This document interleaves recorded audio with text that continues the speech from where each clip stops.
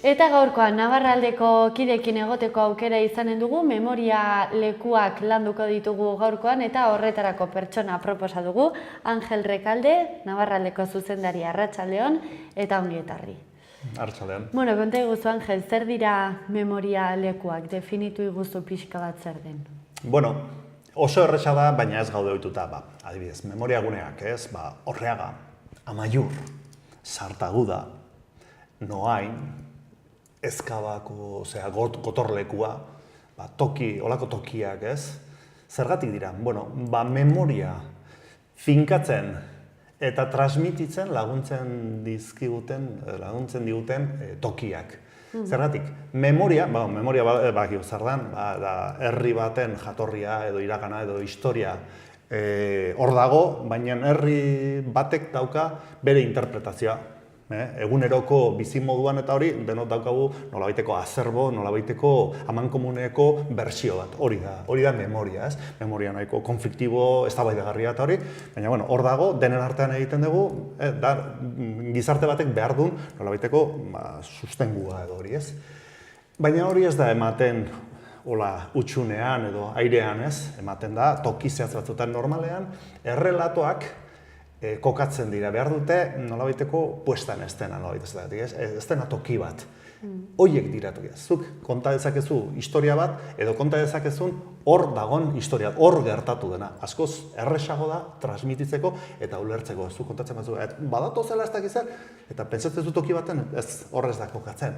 Berriz, ikusten duzu tokia, eta ja, egiten duzu, nolabait, inmateriala dana, hor gauzatzen da, hor reala bihurtzen da, hori dira memoria guneak. Eta, klaro, historiak oso lotuta daude tokiekin. Adibidez, bazoaz Eskoziara eta kontatzen dute. Hemen egon zen, inglesen eta eskozian artean, batalla, eta bazoaz ikusten duzu zelai bat, eta gero, mendiska, eta gero, basoa, imaginatzen duzu. Eta horregatik hor jartzen dute memoriala, museoa, hori dira memoria guneak. Horretarako garbi izan behar duzu historia bestela. Eta askotan hori ez daukagu garbi. Askotan daukagu besteen historia. El Cid eta Don Rodrigo eta musulmanak gure historia euskaldunen horregatik horreaga, hori da gure historia. Nun kokatu behar dugu hor. Osangi, memoria lekuei dagokionez edo guneen garrantziari dagokionez, herri nortasunak badu garrantzi berezia? Bai. Identidadea oso lotuta dago historiarekin eta zer esanik ez tokiekin. Nik jarriko nizuke adibide bat. Toponimia. Toponimia ez da toki klasiko bat. Normalean, gero igual hitz egin dezakegu hori, normalean badaude toki fisikoak, baina baita ere inmaterialak. Materialak eta inmaterialak, adibidez euskara ere, da memoria gune bat, baina transmititzen du memoria, herri baten memoria identidadea, eta nun ikusten da, toponimian. Toponimian daukazu, lurraldeen edo tokien izendapena, hizkuntza baten. Eta hori oso lotuta dago gure memoriarekin. Bai personala eta bai kolektiboa, adibidez, zuk esaten zu. Kontatzen baduzu zure bizitza edo zeini esaten zu. Begira, ni hasi nintzen lanean hor. Eta han izan nun olako istripua. Eta, ezkondu nintzen, hemen. Beti kokatzen duzu. Zizeronek ja esaten zuen, ez? Diskurso bat, relato bat, transmititzeko, kokatu behar zela, beti lotu behar zela, ideia bat toki batekin, asko zarresago zela hori transmititzeko. Eta orduan hor daukazu toponimia. Toponimia oso lotuta hizkuntzarekin, izenarekin, eta toponimia zer da?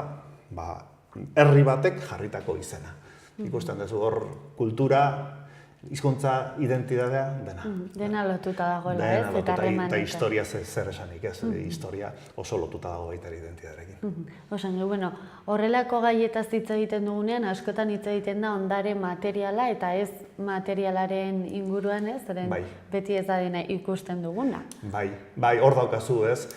Materiala ulertu dugu, adibidez daukazu horreaga, edo ezkabaren gotorlekua, hor toki fisikoa, hori ulertzen dugu. Baina baita ere, inmateriala denean, adibidez hizkuntza edo toponimia hori, baina baita ere bestelako ideiak, ez? Izan daiteke, La Chanson de Roland hor daukazu garbi, ez? Horreagan izandako irakurketa baten obra. Eta jende askontzako bere kulturaren erreferentzia bat hori da, La Chanson de Roland. Ez da toki fisikoa, nahiz eta lotura da izan, adibidez, foruak, berdin, foruak ez dira toki fisikoa, baina foruak oso lotuta daude gure identitatearekin, gure memoriarekin, gure historiarekin, eta baita ere, da jende askontzako gure historiaren pasarte esanguratsua oso fuerte izan da, ez? Hor daukazu, memoria gurea eta inmateriala.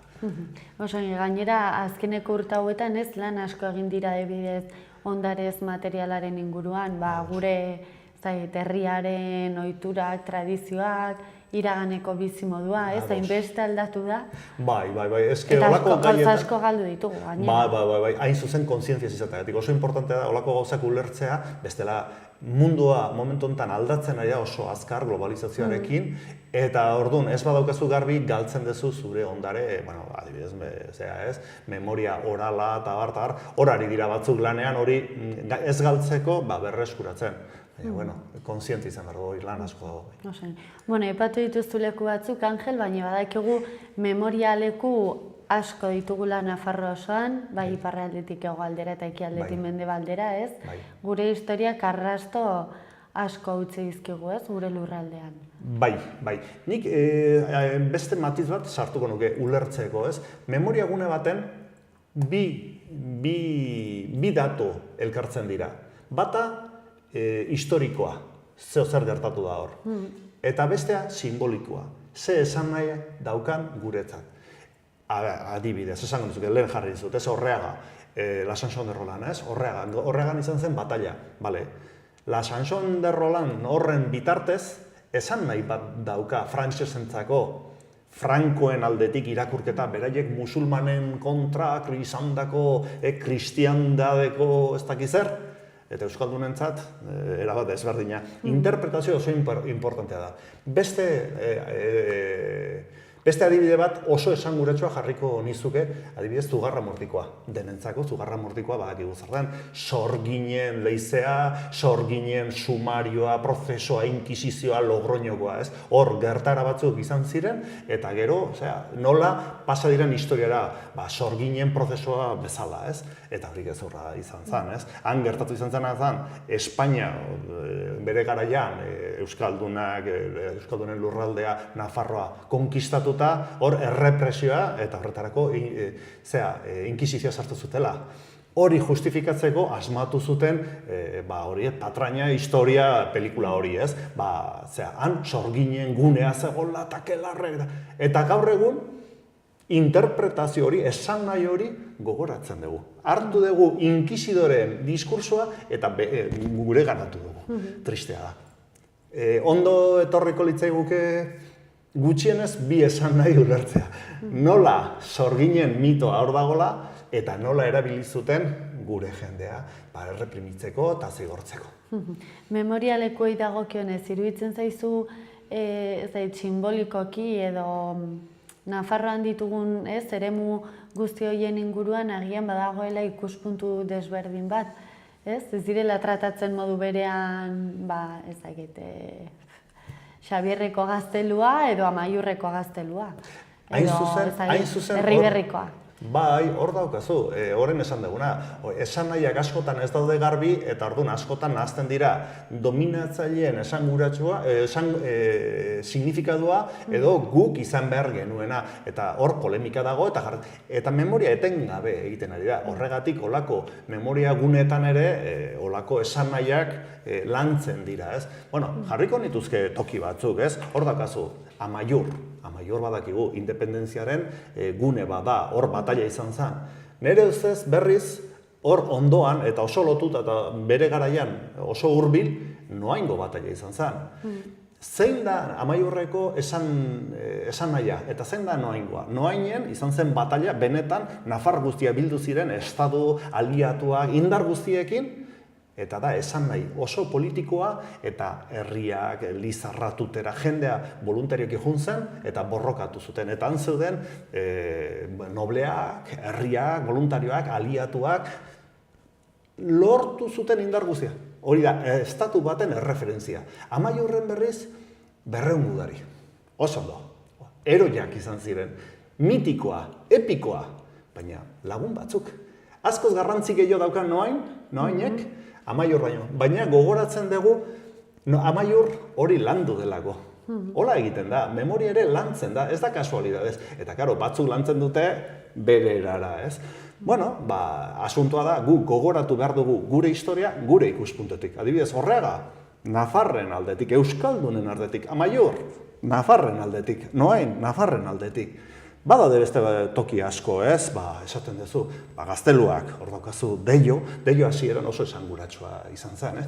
Hasieran musulmanek egindako gaztelu bat guri zaintzeko, euskalduna izaintzeko, baina gero euskaldunak gorri hartu zuten eta bere defentsa izan zen. Bueno, hola, gauzak, eta hori gogoratu. Baina, azten bagea hola, daukagu gaztelu pila, Xabier, oso ondo epatu duzu, Xabier izan zen jasotarren etxea, zuntxitu zuten, bota zuten, eta gaur egun ematen du, gure ikurra da, gure zainduaren etxea, gure zaindua, esaten zen, zaindu Espainiarra sekulan, Nafarra izan zen, eta gero pasaporte hartu behar izan zuenean, eta Nafarroa galduta zegoenean, hartu zuen portugesa, Espainiarra ez hartzeagatik.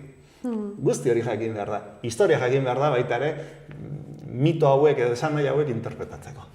Osongi, leku hauek berreskuratzeari begira zenolako hausnarketa egiten du? Esaten ari garena, egin behar dena da lan bat, eta lan hortan, badago lan zientifiko bat, ezin da hau utzi mitoan bakarrik, historia beti zentzu kritiko bat, egokitu behar duzu mitoa historiara, beti egokitu, ulertu, interpretatu, gehiegi eskuteko bestela manipulatzeko erabil daiteke eta hori. Berreskuratu behar da gure historia alde batetik, hori zientifikoki, baina baita ere memorial aldetik landu behar da. Ospakizunak egin behar da, omenaldiak, bisitak egin behar dira. Azken finean, bi elemento daude. Historia transmititzeko olako parafernalia behar da. Behar da, ospakizuna. Horregatik, adibidez, gaztelu batzutan, Nafarroa bizirik taldeak jarri ditu bere plaka, bere narrazioekin, eta hori oso importantea da. Jende ara hurbiltzen denean, ulertzen du, begira, hau horrela izan zen, historia ezagutzen du, horrela gehiago baloratzen duzu. Eta baloratzea oso importantea. Hori baloratzen duzunean, zure historia baloratzen du. Eta zure historia eta toki horiek baloratzen duzunean, zure identitatea, zure izaera baloratzen duzu. Hori oso importantea. Autoestima oso. Guzti hau oso, dena lotuta dago. Eta, landu behar da, Amaiur landu behar da, baina baita ere Orreaga, Sartaguda, Alargunen herria, euskera, toponimia, guzti hori berreskuratu behar da, azken finean gure ondarea da, gure aberastasuna. Gure iragana hurbilaren gutxienez memoria, ari gara gutxinaka eraikitzen, ez? Urte askotan isildua egon delako, adibidez, Sartagudako memoriaren parke hori ezinbestekoa izango litzateke, ez? Gure memoria eraikitzeko. Hor, prozesua nire ustez garbiago dago momentu honetan, ez da Sartaguda izango zen toki ezagunena oso importante, baina baita ere hilobiak, desagertuen tokiak aurkitzen direnean, dana, berreskuratze lan hori ezinbestekoa da. Eta kasu honetan nola gainera oso gordina izan den, oso hurbila, oraindik mingarriago da, baina baita ere beharrezkoa, nolabait dolua egiteko, ez? Hor prozesuak ez da bakarrik memoriarena baizik, eta hor ere dago nolabaiteko egia, errekonozimentua, memoria guzti hori landu behar da, ez? Ikusten duzu gauza asko nahazten direla, baina oinarrizko etxeko lanak ez ditugula egiten. Hori beharrezkoa da etxeko lanak. Horretarako, esaten dizut, jakin behar da, ezagutu behar da, hemen Nafarroan, lehen esan duzun moduan, toki asko daude. Daukazu Santa Cruz, daukazu Gaztelu hau, daukazu Tutera bera, Ebro bera ibai bezala gure memoria gunea beti izan da, Euskaldunak Ebroraino, izena ere gurea da, Ebro jatorriz, hor daukazu toponimia, ibai ez dakideneia toponimian, ez naiz etimologian nundi datorren, baina garbi da, Ibero, izen Euskalduna, Ibaiona, Garona, olako ibai zarrak daukatela gure hizkera hor sartuta, ez? Baina, dena lotuta dago. Ikusten da, memoria leku guzti hauek mantentzea garrantzitsua dela, ez, euskaldunarentzat. Bai. Merezi du repaso bat egitea, banan esaten dizut, sartaguda, noain. Bakoitzari tarte bat dedikatu eta gogoratu zergatik. Eta hori transmititu. Eskoletan eman jendea bere historia eta bere geografia eta bere nortasuna ezagutzeko hori transmititu. Transmititu, ze transmititzean gure nortasuna indartzen dugu. Oso, Angel, mila esker, oso interesgarria beti bezala kontatu diguzuna, ongi izan, eta beste bat arte. Beste bat arte, mila esker zuei.